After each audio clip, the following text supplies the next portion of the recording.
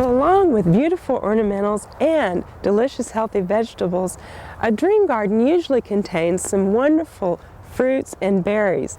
However, it can be a problem selecting varieties of fruits and berries that will grow well in a home garden in Oklahoma. Well, if you're planning on putting some in, you might just want to grab your pencil and paper, as Tulsa County horticulturist Sue Gray gives us her picks on the best varieties to grow in Oklahoma. This time of year, you might be looking around your yard having visions of a wonderful home orchard in mind. And as you get catalogs in and start laying plans for spring, we want to help you make choices that'll help you have success with growing fruit. You know, here in Oklahoma, it's really tough sometimes to get a good fruit crop, especially off of peaches and the other stone fruits, because of the heavy insect and disease pressure. And what I want to do right now is go down the list of fruit from those that are easiest to grow down to the most challenging, and give you a few tips on picking them out, such as rootstocks and varieties that will help you have success in having a nice home fruit planting. Well, let's start off with blackberries. That's pretty much a no-fail fruit.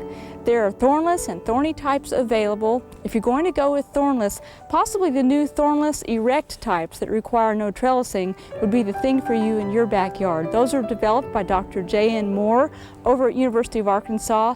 Navajo and Arapaho are the two varieties that you might want to plant of those thornless blackberries.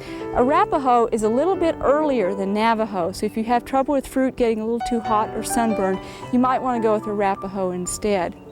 Now, with thorny blackberries, keep in mind that all blackberries require pretty severe pruning, but thorny blackberries especially have to be managed well, but they are worth it for the flavor. One of our favorites out here, and it's one that consistently gets picked clean, is Womack. That's a thorny variety from Texas, delicious flavor. Well, over in the strawberry bed, we also have a consistent variety favorite out here, and that's Early Glow strawberry. Now, the Early Glow is the earliest of the varieties, but it's best known for its outstanding flavor. For a good mid-season strawberry, you might try Sure Crop or Cardinal. Now, Cardinal is a shipping strawberry.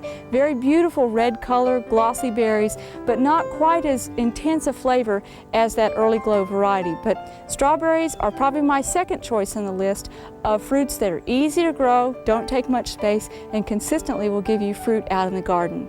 Well, how about blueberries next? Blueberries take a little bit longer time to get established than, say, blackberries. They have no thorns in any case, however.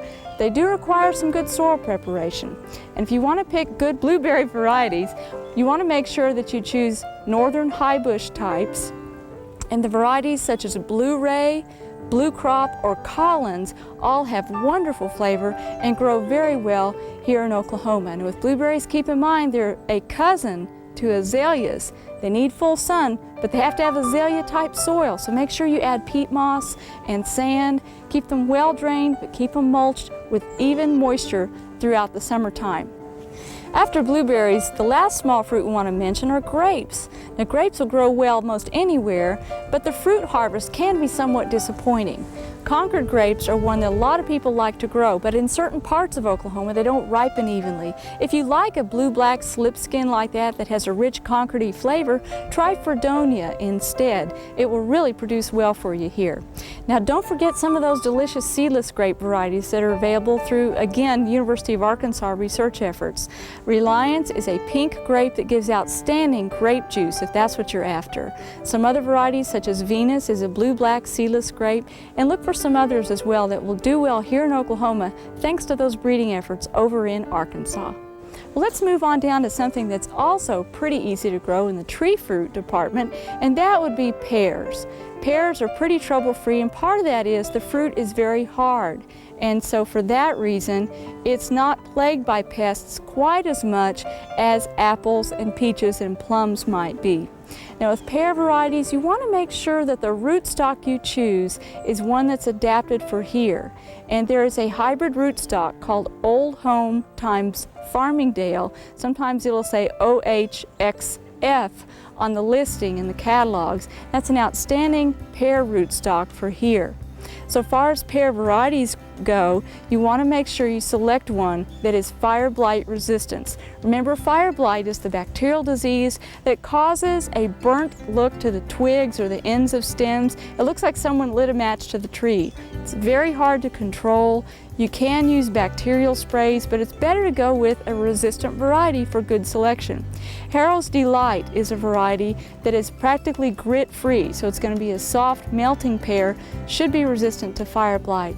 Varieties like Maxine and Moonglow are also resistant and should grow well here in Oklahoma. Well, what about apples? When everybody thinks about putting in a home orchard, they always visualize having some apple trees around there. I guess it's because so many songs have been written about apple trees, I don't know. But again, you want to select varieties that will grow well here, and that begins with the right rootstock. Now you can grow standard apples that are going to get really huge, or you could grow really dwarfing ones that might be on a Malling 6 rootstock or something like that, or Malling 9, but it's better to go with a semi-dwarf apple tree. And the reason for that is they're going to give you a balance of good characteristics on the varieties that you select. Malling 111 rootstock is our favorite, and the reason for that is it tolerates drought real well. It also is characteristically going to give you a good strong trunk. A lot of the super dwarfing varieties will snap off in high winds, and we certainly have no shortage of that here. So make sure you go with MM111 rootstock. Now, so far as varieties go, if you're one who will not consistently be on a spray schedule, then you might try one of the disease-resistant varieties such as Liberty. Liberty is one of those varieties that is resistant to cedar apple rust and other diseases, so if you're not on a rigorous fungicide program, that'd be a good one for you. If you don't intend to spray at all, you might as well fess up to it and think about growing a variety that's well adapted for here but has hard fruit that resists insect pressure, and that would be Arkansas Black. We featured that earlier this summer on Oklahoma Gardening, and it's one that as you go into fall turns a deep burgundy color. It's one of the last apples to be harvested, and really once it's in cold storage it doesn't mellow up and have outstanding flavor until February or March. So that's a good keeping apple that you might consider. Now, peaches are probably the last on our list, as well as other stone fruits, for good care in the garden but still requiring plenty of attention to get good fruit. Among the stone fruits, I want to mention first off though on cherries. If you want to grow a pie cherry that's going to stay small in size, be easy to pick, and easy to put netting over, you might try North Star. North Star is a dwarf pie cherry that is very well adapted to here. I've had good experiences with that in eastern Oklahoma, and I know people in north central Oklahoma that have also been able to grow it quite well. So far as sweet cherries go, they do okay here, but you might want to select ones that are what we call crack resistant, because around harvest time the fruit will consistently crack open if we're into rainy weather, and you may get botrytis and other molds growing in there that causes rotting of the fruit. So far as apricots go, here's another stone fruit that requires a rigorous spray schedule to make sure it doesn't die from borers and other infestations of insects, but you might want to go with Tilton variety or others that are adapted for here. Now let's talk a little bit about plums. There are several plum varieties that do well here. One is AU Roadside, another one is Morris. They're well adapted. And then on peaches, your main criteria for picking peaches here is to make sure that they are resistant to bacterial leaf spot, peach leaf curl possibly, and some other diseases as well. And most catalogs, if they carry those varieties, will brag about it because that helps you keep on a low spray schedule with your fruit trees. Varieties such as Candor, New Haven, and Belle of Georgia are all consistent producers in the home garden, and those are some peaches that you might try. The last thing I want to mention about peaches is make sure the rootstock they are on is either Halford or Lovell, and the reason for that is that they are adapted to our hot, moist soils. We had an unfortunate incident a few years ago in Oklahoma with a small orchard that was planted entirely to rootstocks that are adapted to Michigan soils, and the peach trees died once the heat of summer hit. So make sure you choose the proper rootstock to get a good underfooting on that peach. Well, I hope this will give you some tips on planting an orchard this year. As you look through a lot of the catalogs, really take some time to study them because they are an excellent source of information. A lot of times they have planting plans in them. They'll recommend a rootstock for your area, and take some time to pick ones that are recommended for the South or South Central states. If you have a chance, stop by the County Extension Office and pick up our home fruit planting guide.